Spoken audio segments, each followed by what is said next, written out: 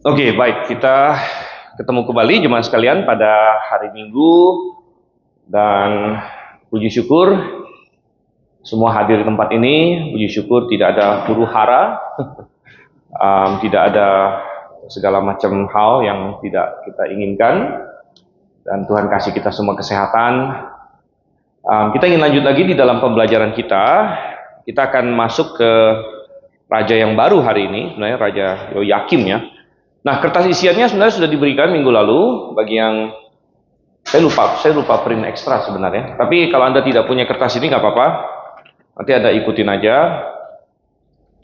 Kalau Anda ada, bisa isi juga di situ ya. Oke, nah sebelum kita mulai kita akan berdoa terlebih dahulu. Minta Pak Giovanni untuk bimbing kita dalam doa. Mari kita bersatu dalam doa. Bapak Surgawi, kami sungguh mengucap syukur Tuhan.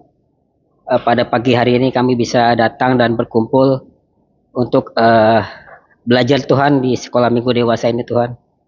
Dan kami sekarang belajar tentang Raja Yoyakim Tuhan. Kiranya Engkau berikan kami kemampuan Tuhan untuk mengerti Tuhan apa yang sudah disampaikan nanti Tuhan. Dalam nama Tuhan Yesus kami berdoa. Amin. Amin. Oke. Baik, coba kita buka Alkitab kita di dalam 2 Raja-Raja pasalnya yang ke-24. 2 Raja-Raja pasalnya yang ke-24. Sebenarnya dari pasal 23 bagian terakhir.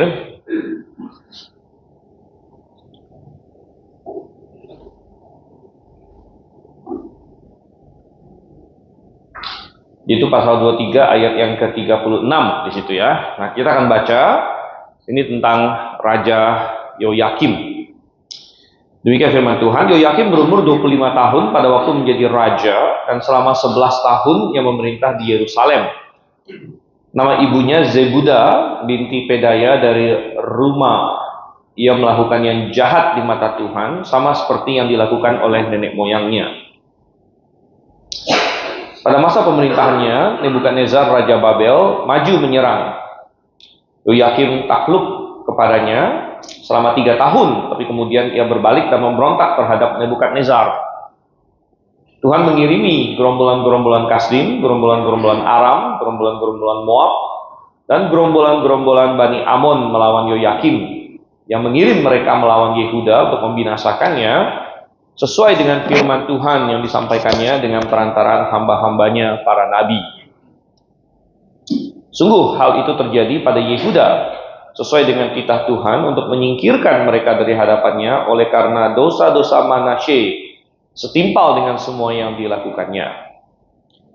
Juga oleh karena darah orang yang tidak bersalah yang telah ditumpahkannya, sebab ia telah membuat Yerusalem penuh dengan darah orang yang tidak bersalah dan Tuhan tidak mau mengampuninya. Selebihnya dari riwayat Yoyakim dan semua yang dilakukannya, bukankah semuanya itu tertulis dalam kitab sejarah Raja-Raja Yehuda? Yoyakim mendapat perhentian bersama nenek moyangnya, lalu Yoyakin anaknya menjadi raja menggantikan dia.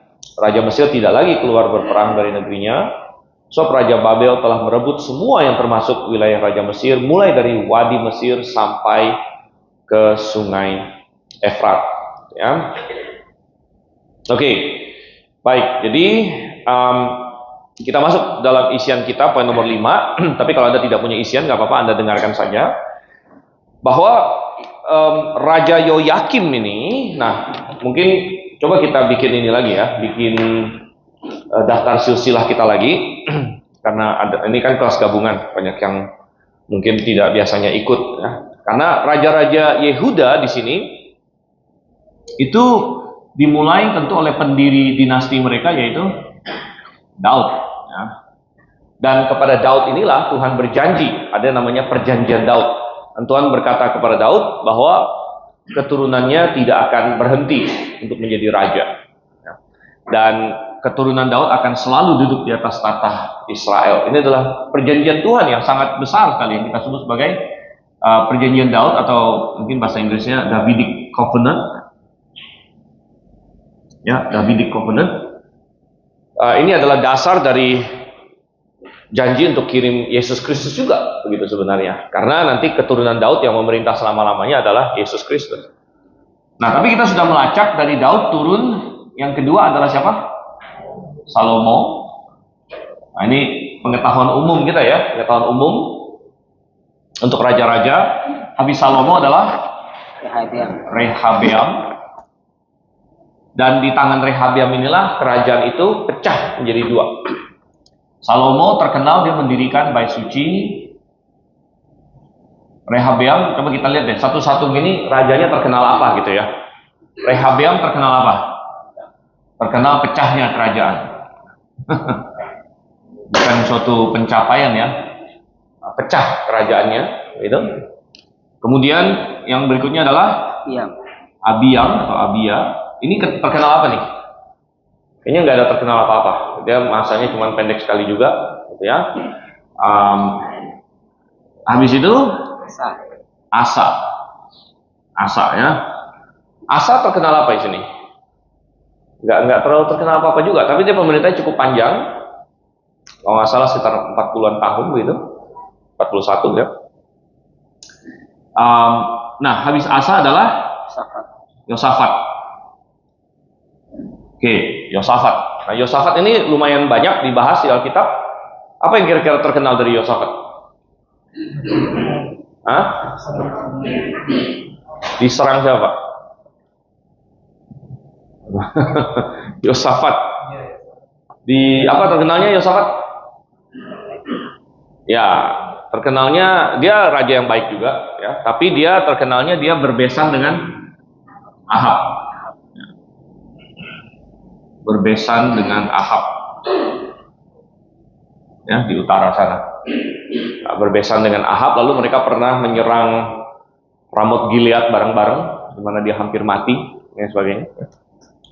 Habis Yosafat, habis itu Yoram. Ya. Dan Yoram ini istrinya adalah bukan Isabel. Isabel istri Ahab. Istrinya adalah Atalia. Ya. Ini yaitu putrinya Ahab kan, besanan. Ya, Yosafat perbesanan. Nah, nanti ini penting karena Atalia inilah yang akan melakukan sesuatu nanti. Ya. Habis Yoram siapa? Ahazia. Ahazia ya. Dan terhadap Ahazia, ketika Ahazia mati, hampir dibunuh semua oleh Atalia. Atalia sempat memerintah selama kurang lebih ya 7 tahun gitu ya. Kurang lebih 7 tahun dia memerintah karena dia membunuh semua keturunan Ahazia. Minimal dia kira semuanya, walaupun ada yang lolos. Akhirnya Atalia mati dan siapa yang menggantikan? Yoas. Ya. Yoas. Di sini udah raja yang ke-9, ini sudah kita bahas. Habis Yoas adalah Amazia. Ya. Amazia. Nah, Yoas ini terkenal dia dibesarkan oleh Imam Yoyada, jadi dia setia selama Yoyada hidup. Ya. Amazia yang mirip Yoas, di awalnya setia, ya. Belakangan tidak setia. Ya. Lalu setelah Amazia siapa? Azaria atau Uzia. Ya. Nama dia bisa disebut Uzia, Azaria. Terkenalnya apa dia? Ini salah satu raja yang juga lama sekali memerintah, ya, 52 tahun. Terkenal apa dia? Kena kusta karena dia mencoba untuk jadi imam, ya. Dia mencoba untuk ini, ya, kena kusta karena mencoba untuk mempersembahkan ukupan yang hanya boleh dilakukan oleh imam pada waktu itu. Oke.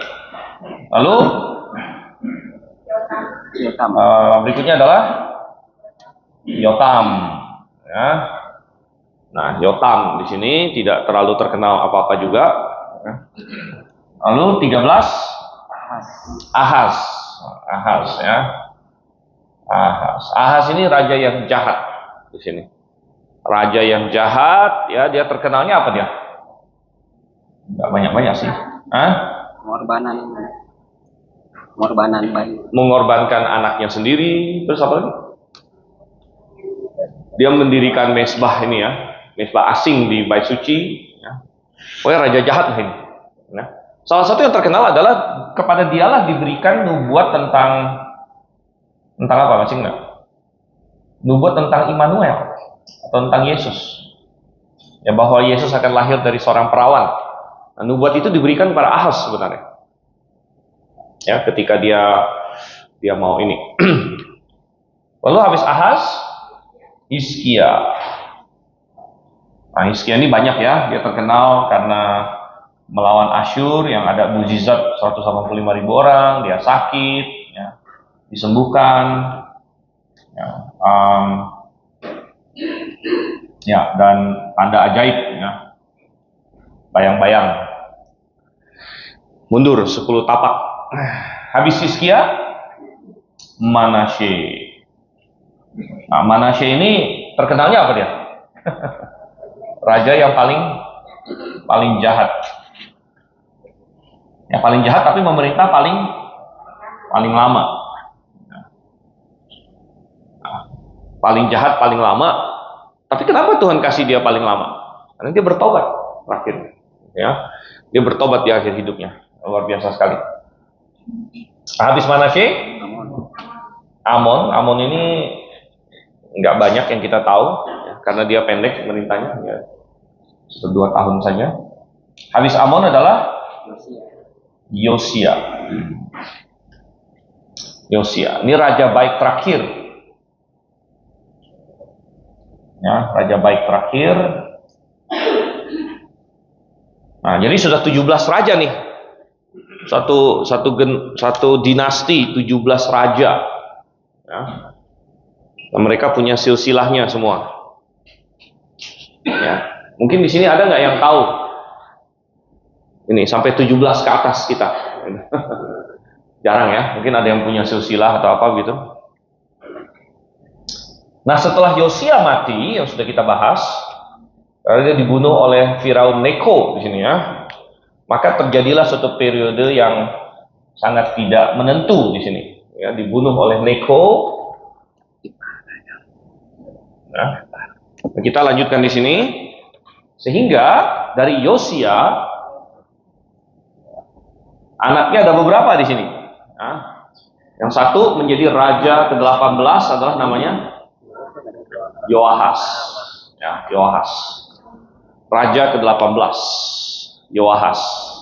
Tapi Yoahas hanya bertahan 3 bulan katanya ya. Lalu habis itu dia diturunkan oleh Neko. Jadi ceritanya Israel itu terjebak di dalam permainan politik pada waktu itu. Ya. Karena ada 2 kekuatan yang sedang bertarung. Nah, kita sudah pernah gambarkan pada waktu itu. Jadi ini Israel. Israel adalah negara kecil dan ada 2 superpower waktu itu, yaitu yang pertama adalah Mesir versus Babel. Babel di sini semua. Ya. Jadi Israel ini ada di tengah-tengah. Israel dari tengah-tengah, waktu itu Yehuda, ya karena Israel yang utara kan udah hilang. Dan mereka terperangkap di sini. Jadi waktu itu Mesir mau berperang melawan Babel. Lalu si Yosia bilang, enggak, saya mau pro Babel. Yosia pro Babel waktu itu. Ya. Dia pro Babel, dia cegat Firaun Neko. Akhirnya Yosia mati. Nah itu bukan tugas dia sebenarnya. Tuhan bilang, ngapain kamu ngurusin ini, gitu kan? Lalu dia mati. Nah dia mati, orang Israel angkat Yoahas. Nah Yoahas diangkat, padahal Yoahas adalah anak paling kecil dari Yosia, anak terakhir dia. Ya. Barangkali dia diangkat karena dia punya posisi yang serupa dengan Yosia. Ya. Tapi serupanya itu serupa dalam hal politik. Ya. tidak serupa dalam hal rohani. Ya. Karena ternyata si Yoahas ini pro Babel, tapi tidak pro Tuhan. Ya. Yosia raja yang setia pada Tuhan. Nah, mestinya mereka cari siapa anak Yosia yang setia sama Tuhan juga, atau barangkali nggak ada atau gimana, saya nggak ngerti juga. Ya. Tapi mereka cari anaknya yang sama kebijakan luar negerinya dengan Yosia. Nah, kebijakan luar negeri waktu itu adalah pro Babel. Kalau Indonesia kebijakan luar negeri kita apa? Bebas aktif katanya ya. Atau bebas aktif ya. Oke lah ya. Sebenarnya jauh lebih penting bukan masalah bebas aktif atau pro siapa, tapi bagaimana dengan Tuhan sebenarnya. Gitu ya. Nah, waktu itu mereka nggak ada pilihan bebas aktif. Ya. Mereka nggak bisa bilang udah saya bebas aktif. Ya. Nggak, mereka dipaksa untuk pilih kalau mau pro Mesir atau pro Babel. Nah, Yoahas diangkat, dia kemungkinan besar pro Babel. Karena dia pro Babel, maka ketika Neko balik lagi dalam waktu 3 bulan, dia turunkan Yoahas dan dia naikkan yang ke-19. Nah, kebetulan ini saudara, jadi dia bukan turun ke sini ya, bukan anaknya Yoahas ini. Ini adalah saudara dia, abang dia dari ibu yang berbeda, yaitu seorang namanya Eliakim, yang namanya diganti menjadi Yoyakim. Ya. Nah, ini adalah isian kita di sini. Yang pertama, nomor 5 ya. Setelah Yoahas dilengser oleh Firaun Neko, ia mengangkat Eliakim. Sini nama dia Eliakim, yang namanya diubah menjadi Yoyakim, menjadi Raja Yehuda. Dan akhirnya Yoyakim menjadi Raja Boneka yang dituntut untuk mengikuti arah politik Mesir, yaitu anti Babel. Dan Yoyakim memerintah berapa lama? Tadi kita baca 11 tahun. Ya, dia memerintah 11 tahun. Nah, dia memerintah 11 tahun. Nah, kita di sini sudah mulai bisa kasih tanggal ya. Kalau kita mau pakai sistem Masehi sebelum Masehi kita, Eliakim atau Yoyakim ini mulai memerintah sekitar 509 atau 508 sebelum Masehi. Ya. Kira-kira pada tahun itu. Ya. Bukan. Salah. 6, bukan 5. Nah. Kalau 5 udah lewat. Udah zamannya ini ya. Udah zamannya lewat jauh. Sekitar 609 atau 608 sebelum Masehi. Ya, ini adalah mulainya memerintahnya Eliakim atau Yoyakim, dan katanya dia memerintah berapa? 11 tahun totalnya. Nah, awal dia memerintah, dia kan dinaikkan oleh si Neko di sini. Mestinya dia bukan raja, rajanya Yoahas, adiknya sendiri. Tapi Yoahas ditarik ya, diambil oleh Raja Mesir. Yoyakim ini diangkat jadi raja. Jadi dia senang sama Mesir. Dia senang, dia jadi pro Mesir di sini. Nah, pro Mesir ya. Tapi permasalahannya apa? Permasalahannya adalah Mesir kalah gitu. Dalam pertarungan antara Mesir dengan Babel ini, Mesir kalah. Jadi terjadilah pertempuran di Karkemis namanya. Karkemis itu daerah Sungai Efrat di situ ya. Dan waktu itu yang maju adalah Nebukadnezar. Ya, Nebukadnezar dan Firaun Neko kalah. Ya, sehingga tadi kita baca di pasal 24 ayatnya yang ke-7 ada satu rangkuman di situ. Raja Mesir tidak lagi keluar berperang dari negerinya, sebab Raja Babel telah merebut semua yang termasuk wilayah Raja Mesir, mulai dari Wadi Mesir sampai ke Sungai Efrat. Jadi Yoyakim ditaruh di sini sebagai benteng ya, buffer gitu ya, sebagai bumper anti Babel, tapi permasalahannya Mesir kalah gitu, dan Raja Babel menguasai daerah sini. Nah, ini menjadi masalah besar untuk Israel, karena Israel pro Mesir, tapi yang berkuasa Babel. Sehingga masuk ke poin nomor 6 kita. Ya, masuk poin nomor 6. Namun malang bagi Yoyakim, Mesir tidak memiliki kekuatan apa-apa dan dikalahkan oleh Nebukadnezar di pertempuran Karkemis. Pada masa itu posisi Yehuda memang sangat sulit. Dia kayak kena jepit antara dua raksasa. Di satu sisi ada Mesir, di sisi lain ada Nebukadnezar. Ya. Dan pada tahun 605, yaitu tahun ketiga pemerintahan Yoyakim, pada tahun 605,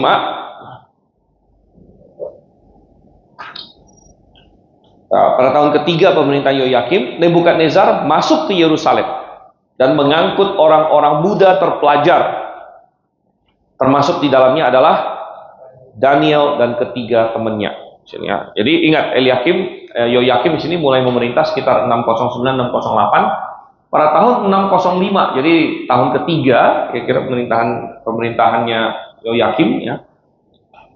Akhirnya Nebukadnezar setelah Neko sembunyi di Mesir, ya, akhirnya yang berkuasa di sini Nebukadnezar, dia masuk ke Yerusalem akhirnya.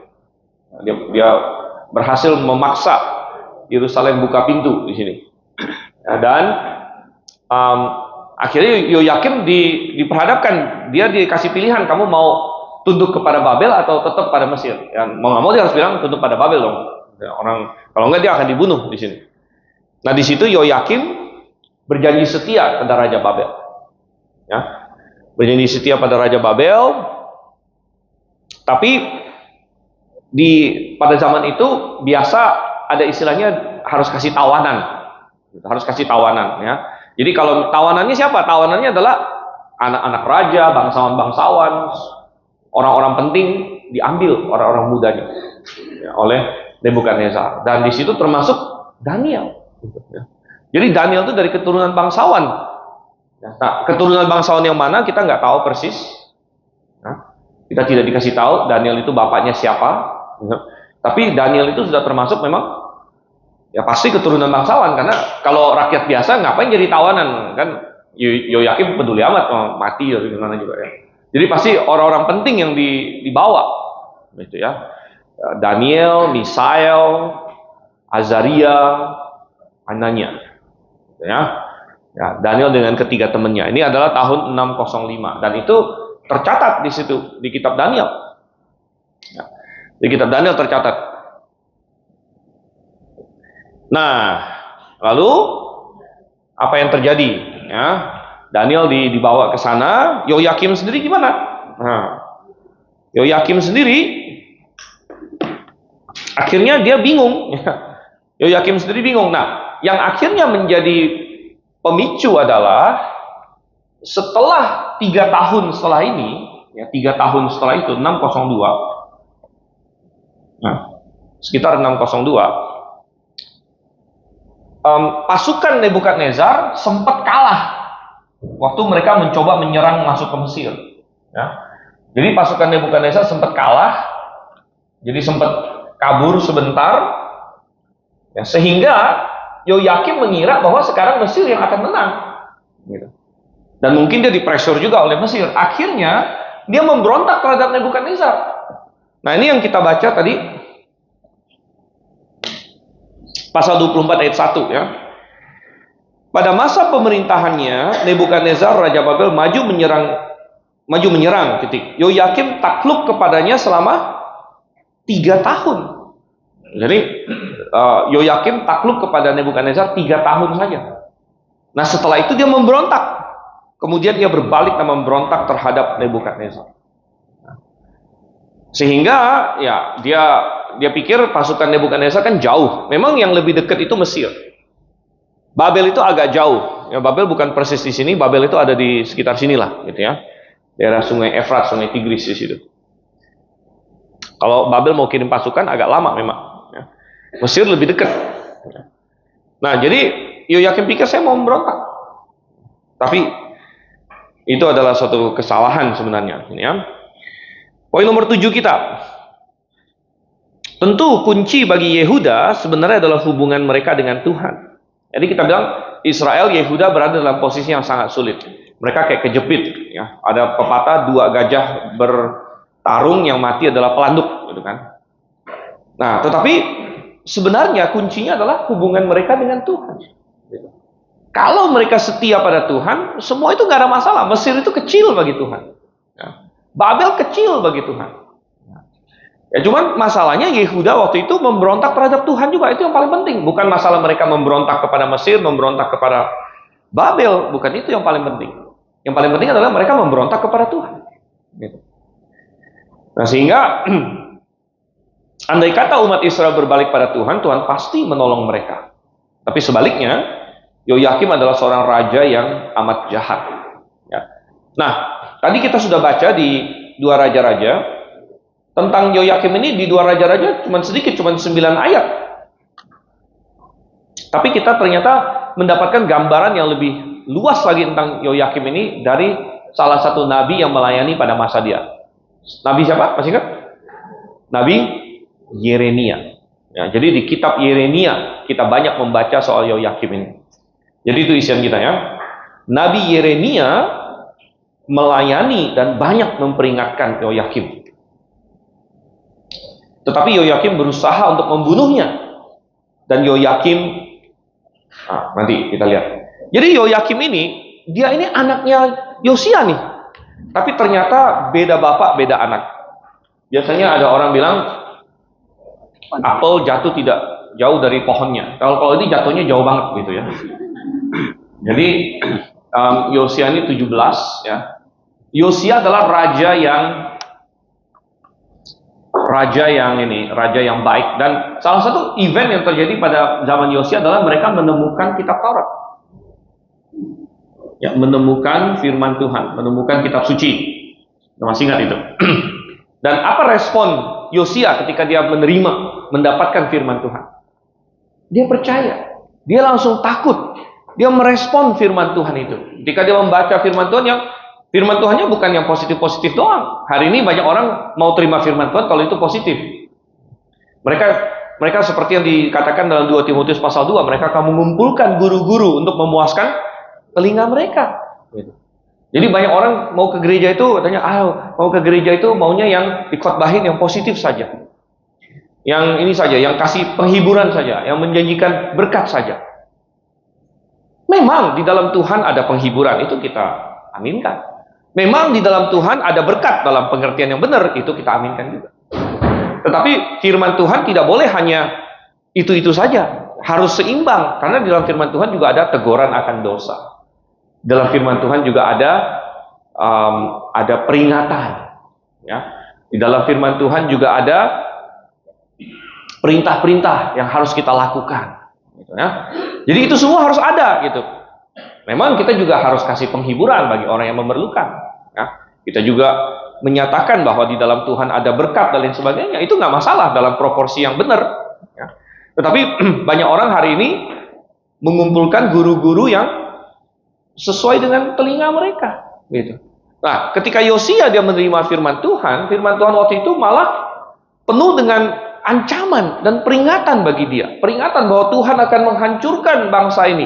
Dan Yosia ketakutan. Yosia benar-benar percaya pada firman Tuhan. Dan dia langsung berdoa sama Tuhan. Dia kirim pesan kepada Nabi. Dia cari bagaimana Tuhan bilang apa ini. Bagaimana kita bisa lepas dari ini.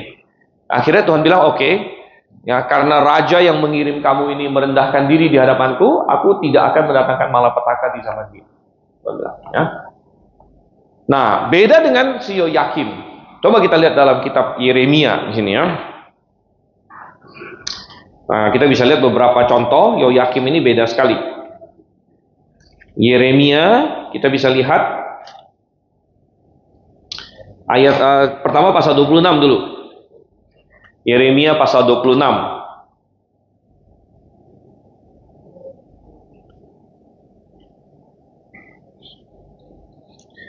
Dan ayat 1 saya baca, pada awal pemerintahan Yoyakim putra Yosia, awal pemerintahan dia, Raja Yehuda, datanglah firman ini dari Tuhan bunyinya. Intinya suatu peringatan yang sangat keras gitu ya. Ayat 2, beginilah firman Tuhan, berdirilah di pelataran rumah Tuhan dan katakanlah kepada semua penduduk kota-kota Yehuda yang datang untuk sujud di rumah Tuhan, segala firman yang kuperintahkan untuk kusampaikan kepada mereka, janganlah kau kurangi sepatah kata pun, mungkin saja mereka mau berbalik. Oke. Intinya lalu kita baca, intinya di ayat 6 Tuhan memperingatkan, mengancam bahwa Tuhan akan menghancurkan Yerusalem. Di ayat 6, maka aku akan membuat rumah ini seperti Silo dan menjadikan kota ini kutuk bagi segala bangsa di bumi. Tetapi karena Yeremia memberikan peringatan yang sangat keras ini, ya, mereka mau membunuh Yeremia. Ya. Dan Raja Yoyakim mau membunuh Yeremia. Coba kita lompat sedikit ke ayat 20. Ini ya. Ada nabi lain yang dibunuh akhirnya. Ayat 20, ada seorang lagi yang bernubuat demi nama Tuhan, yaitu Uria bin Semaya dari Kiryat Yarim. Ia bernubuat tentang kota dan negeri ini sama seperti yang dikatakan Yeremia. Ketika Raja Yoyakim bersama dengan semua perwira dan pemukanya mendengar perkataan orang itu, raja pun berikhtiar untuk menghukumnya mati. Mendengar hal itu, takutlah Uria lalu melarikan diri dan tiba di Mesir. Raja Yoyakim lalu menyuruh orang ke Mesir, yaitu Elnatan bin Akbor beserta beberapa orang. Mereka mengambil Uria dari Mesir dan membawanya kepada Raja Yoyakim. Raja menyuruh orang membunuh dia dengan pedang dan melemparkan mayatnya ke kuburan biasa. Tetapi Yeremia dilindungi oleh Ahikam bin Safan sehingga ia tidak diserahkan ke dalam tangan rakyat untuk dihukum mati. Menarik sekali. Jadi ada satu orang nabi lain lagi, Uria. Nah, kita tidak tahu terlalu banyak tentang Uria, apa benar Tuhan utus dia atau enggak, kita nggak tahu. Tapi yang jelas dia menyampaikan pesan seperti Yeremia persis ya. Jadi khotbahnya sama dengan khotbah Yeremia. Dan Yoyakim kesel sekali. Kesel mau bunuh dia, kesalahannya Uria ini dia lari. Dia lari. Dia lari ke Mesir lagi. Padahal kita tahu waktu itu Yoyakim kan pro Mesir gitu. Jadi dia punya hubungan baik dengan Mesir. Ketika si Uria lari ke Mesir, Yoyakim kirim orang ke Mesir, ya, tangkap dia. Gitu. Rupanya ada perjanjian ekstradisi waktu itu, gitu ya, antara Israel dengan Mesir. Dia mati dibunuh di sini. Nah, Yeremia tidak lari kemana-mana, tapi Tuhan lindungi dia. Sekali lagi kita tidak tahu terlalu banyak tentang Uria. Ya. Apa benar Tuhan utus dia atau lain sebagainya. Coba kita lihat lagi dalam Yeremia pasal yang ke-36. Yeremia pasal 36 ini juga suatu pasal yang sangat menarik ya. Di dalam Elai, judul perikop diberikan gulungan kitab dibakar oleh Raja Yoyakim. Nah, waktu itu Tuhan suruh kepada Yeremia, semua khotbah kamu yang pernah kamu khotbahkan tulis dalam satu kitab. Yeremia tulis. Waktu itu ada juru tulis yang namanya Baruk. Nah, lalu tulisan ini dikasih, dieksposkan, dipublikasi, dibaca oleh orang-orang, dibaca oleh pejabat-pejabat, mereka bawa ke Yoyakim. Ya. Wow. Ya. Coba kita lihat di sini.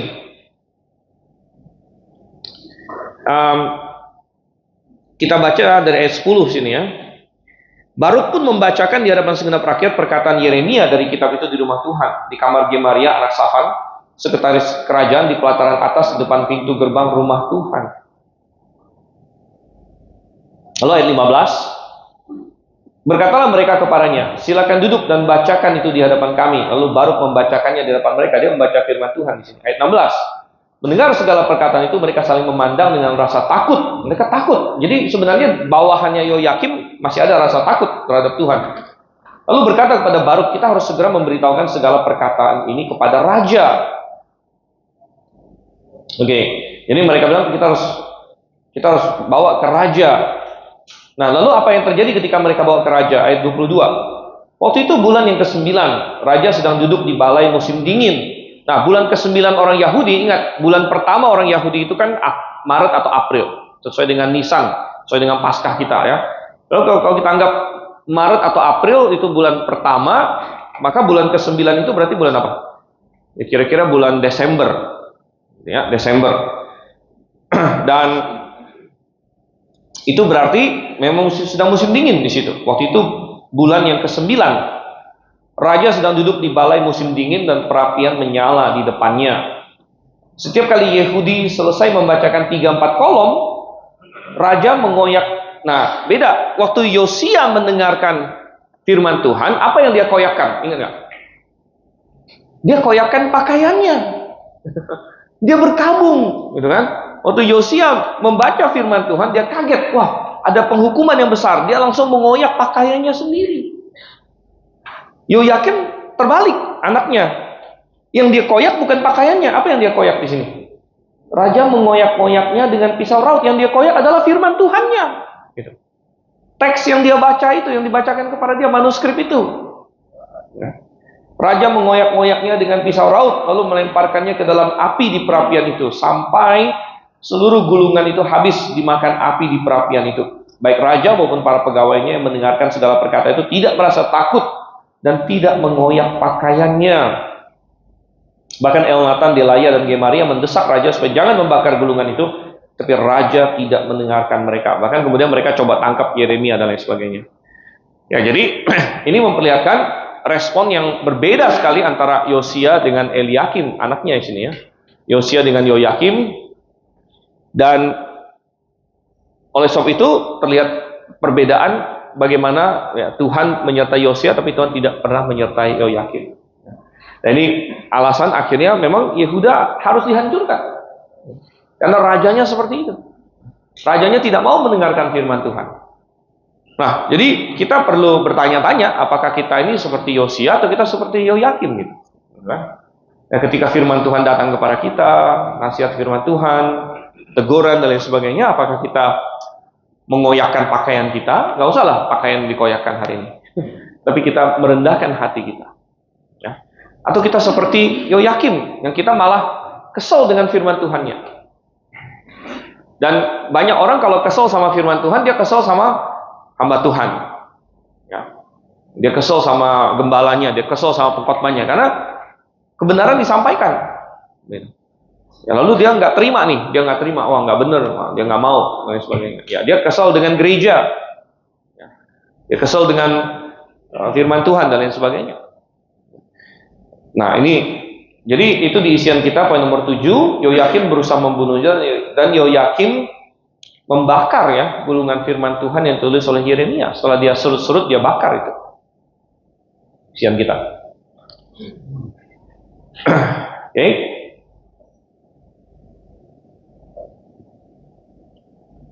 Baik, poin nomor 8. Yoyakim kembali memberontak terhadap Nebukadnezar, tadi sudah kita singgung. Sehingga pada tahun 597, karena Nebukadnezar sempat gagal menyerang Mesir, ya, lalu dia mundur sebentar. Itu yang membuat Yoyakim merasa, ya udah saya balik lagi pro Mesir. Nah, tapi ternyata Nebukadnezar datang lagi. Ya, datang lagi. Dan setelah mengepung Yerusalem sekian lama, pada tahun 597. Jadi ini berarti 11 tahun benar ya. 597 sebelum Masehi, akhirnya Yerusalem kembali didatengin oleh Nebukadnezar, dan kali ini Yoyakim mati. Ya, Yoyakim mati. Nah, mengenai matinya Yoyakim ini kita tidak tahu persis bagaimana cara dia mati. Karena ada detail yang ditulis di Raja-Raja tapi tidak ditulis di Tawarik, dan ada detail yang ditulis di Tawarik dan tidak ditulis di Raja-Raja. Coba kita bandingkan ya. Tadi kita baca di 2 Raja-Raja 24. Kalau di 2 Raja-Raja 24, ini dia nggak kasih tahu matinya gimana. Hanya dikatakan 2 Raja-Raja 24 ayat 6, Yoyakim mendapat perhentian bersama nenek moyangnya. Mendapat perhentian bersama nenek moyangnya adalah kata lain maksudnya dia mati saja. Kita tidak dikasih tahu matinya gimana. Tapi kalau kita bandingkan dengan 2 Tawarik, coba kita buka 2 Tawarik pasal 36. Dan kita baca sedikit 2 Tawarik 36 dari ayat 5. Yoyakim berumur 25 tahun waktu dia menjadi raja, dan selama 11 tahun yang memerintah di Yerusalem, ia melakukan yang jahat di mata Tuhan Allahnya. Nebukadnezar Raja Babel maju menyerang dia, membelenggunya dengan rantai tembaga untuk membawanya ke Babel.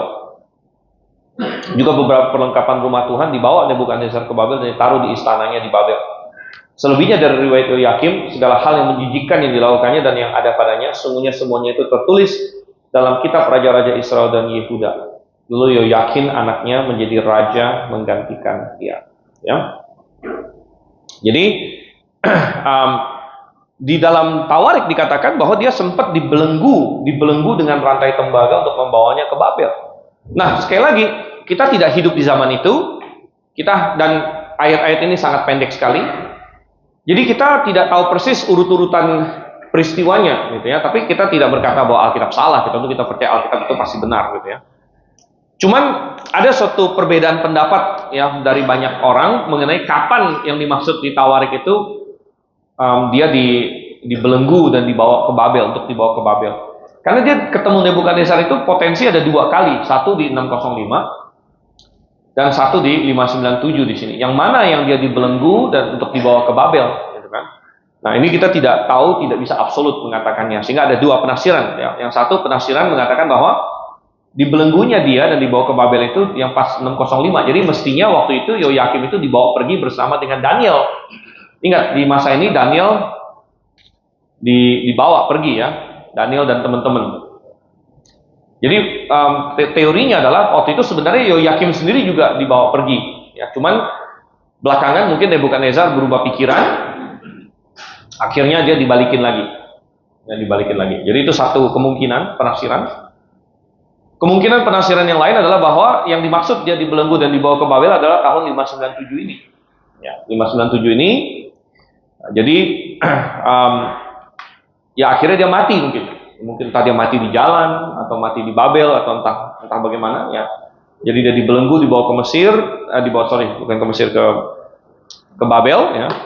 Dan dia mati di situ, entah di mana gitu kan. Nah, jadi itu ada dua kemungkinan. Tapi yang jelas tahun 605 Daniel dan teman-teman dibuang. Tahun 597 ada nabi lain yang dibuang, yaitu Nabi Yehezkiel.